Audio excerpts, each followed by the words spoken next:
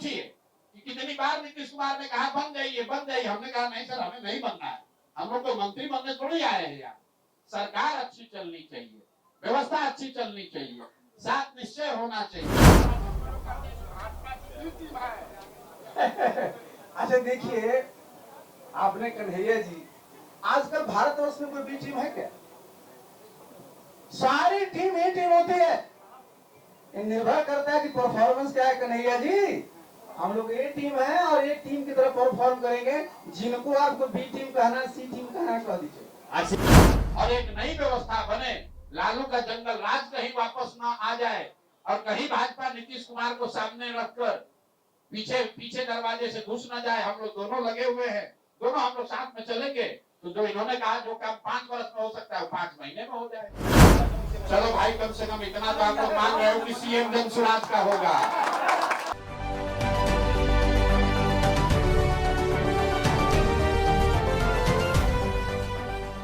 पूर्व केंद्रीय मंत्री आरसीपी सिंह ने अब प्रशांत किशोर की पार्टी जनसुराज का दामन थाम लिया है। आरसीपी सिंह ने अपनी पार्टी आप सबकी आवाज का विलय जनसुराज में करा दिया है।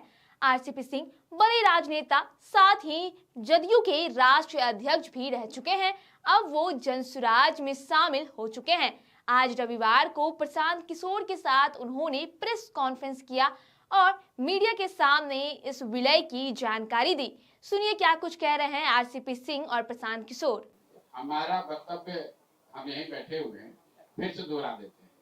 इन्होंने आपने ठीक कहा, इस जदयू मैंने सीए एनआरसी पर छोड़ा है, किसी आरसीपी सिंह या किसी व्यक्ति के लिए नहीं छोड़ा है।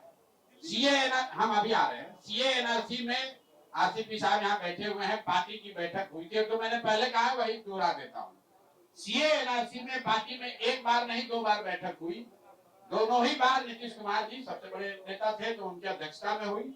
उन्होंने ये तय किया कि हम लोग पार्टी के सारे लोग सीए एनआरसी के पक्ष में वोट नहीं दे सकते हैं। जब सीए एनआरसी के पक्ष में वोट पड़ा तब मैंने नीतीश कुमार, उसमें आरसीपी जी कहीं नहीं है, मैं पटना आया, मैंने नीतीश कुमार से पूछा कि जब पार्टी में तय हुआ था तो ये निर्णय क्यों हो गया। तो नीतीश जी ने कहा, मेरा वक्तव्य पहले भी सुन लीजिएगा, अरे भाई हम तो दौरे पर थे, कहां मुंगेर या कहीं थे, वो वहां पर सब पार्लियामेंट में पता नहीं कैसे वोट दे दिया, इसमें कोई दिक्कत नहीं है। आप बाहर अभी जाइएगा तो आप तो कहे ही है कि सीए एनआरसी के हम लोग विरोध में हैं, तो बाहर कह दीजिए कि बिहार में हम लोग लागू नहीं करेंगे। और नीतीश कुमार ने विधानसभा में ये बात जाके दोहराई भी कि सीए एनआरसी के पक्ष में हम लोग बिहार में इसको लागू नहीं करेंगे। लेकिन मेरा उस समय व्यक्तिगत ये मानना था कि जिस व्यक्ति को नेता मानकर मैं आगे चल रहा हूं, वो व्यक्ति अगर उनको सीए एनआरसी के पक्ष में वोट देना चाहिए तो हाँ, तो हम लोग को सबको बताते। तो आरसीपी साहब को कह रहे हैं कि वोट दे दो और प्रशांत किशोर को कह रहे हो कि विरोध कर दो, इसलिए मैंने छोड़ दिया। उसमें आरसीपी जी ने थोड़ा ना निर्णय लिया होगा कि वोट देना है, निर्णय नीतीश कुमार ने लिया होगा।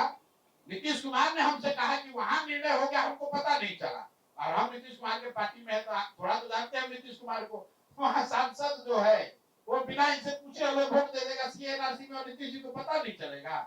तो जो उनका अपना स्वभाव है कि भाई वहां पर आरसीपी और ललन जी को बोल दो कि भाई वोट दे दो। यहाँ प्रशांत किशोर नाराज हो रहा है तो प्रशांत किशोर का तो करे उन लोग को छोड़ो, उन लोग दे दिया, यहाँ पर हम लोग विरोध कर देंगे। इसी के तो विरोध में मैंने छोड़ा है। जहां तक किसी ने कहा आरसीपी और प्रशांत किशोर जी के बीच में कोई कटुता की बात, हम 3 वर्ष से बिहार में हैं और मैं दावे के साथ सभी आप साथियों को कह रहा हूं, एक बयान मेरा निकालिए जहां मैंने आरसीपी सिंह के बारे में एक भी बात बोली हो, एक बयान निकालिए। भाई जब मैं आया था यहाँ 2014 नवंबर में, नीतीश जी जब हमको दिल्ली मिले, उसके बाद दूसरा जिस व्यक्ति से उन्होंने मुझे मिलाया वो आरसीपी सिंह थे। जब हम लोगों ने काम करना शुरू किया तो आप में से कुछ पत्रकार देखे होंगे, इन्हीं का जो उस समय वो संजय गांधी का घर था, ये ठीक है कि हम लोग तो मजदूरी ही किए हैं। आप कह रहे हैं आरसीपी टैक्स लेते थे, लेकिन इनको पटना में वो घर नहीं था, एक एमएलसी के घर में रहते थे। पूरे सरकार का घर ये इनके कहने पे अलॉट हो रहा है, लेकिन इस व्यक्ति ने अपने लिए घर नहीं लिया था। प्रशांत किशोर ने कैबिनेट बनाया होगा मिल के सलाह देकर, लेकिन प्रशांत किशोर मंत्री नहीं बने, यहीं बैठे हुए, इनसे पूछिए। कि कितनी बार नीतीश कुमार ने कहा बन जाइए बन जाइए, हमने कहा नहीं सर हमें नहीं बनना है, हम लोग तो मंत्री बनने थोड़ी आए हैं यार। सरकार अच्छी चलनी चाहिए, व्यवस्था अच्छी चलनी चाहिए, साथ निश्चय होना चाहिए। अच्छा देखिए, आपने कन्हैया जी, आजकल भारतवर्ष में कोई बी टीम है क्या? सारी टीम ही टीम होती है। ये निर्भर करता है कि परफॉर्मेंस क्या है कन्हैया जी। हम लोग ए टीम है और एक टीम की तरह परफॉर्म करेंगे। जिनको आपको बी टीम कहना, सी टीम कहना, कह दीजिए। आरसीपी जी, सबसे पहले तो मैं प्रशांत जी को बहुत बहुत धन्यवाद देना चाहता हूं कि आज हम तो पिछले सप्ताह भी नहीं सोचे थे कि 18 तारीख को रविवार के दिन आप सबकी आवाज पार्टी का विलय हम लोग जन स्वराज में करेंगे। देखिए, मैं तो इन सब चीजों में विश्वास करता हूं और आज रविवार का दिन है। हम लोग सूर्य के उपासक हैं, बिहार में छठ की पूजा सब करते हैं, तो आज सूर्य भगवान का दिन है। बहुत ही हमारे लिए तो ये तो महत संयोग है और न मैंने कभी सोचा था, न मेरे किसी साथी ने सोचा था कि इतना शीघ्र ये होने वाला है, लेकिन ये हो गया। हम लोगों का ये जो प्रयास हुआ है, देखिए मैं इस बात को मानता हूं कि कहीं न कहीं से आशीर्वाद रहता है तभी ये सब हो पाता। तो सबसे पहले तो जितने भी हमारे यहाँ नेता हैं जन स्वराज के, उनके प्रति मैं आभार प्रकट करना चाहता हूं। और आप लोग भी 2 वर्षों से ज्यादा समय से पूरे बिहार का दौरा है, कोई इलाका नहीं है जहां आप नहीं गए, पैदल गए हैं। मैं भी समझिए कि बहुत वर्षों से पैदल तो नहीं, लेकिन बिहार के हर एक कोने को छाना है। और हम प्रशांत जी अभी बैठे हुए हैं, अभी चर्चा हम लोग कर रहे थे 10 साल पूर्व 2015 में हम लोग इसकी चर्चाएं कर रहे थे।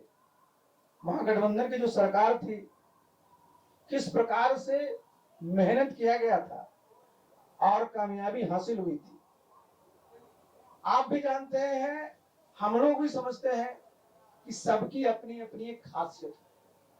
और बिहार में भी क्या है, सब लोग बोलता है कि साहब 2 बहुत मजबूत संगठन है, एनडीए है, इंडिया है।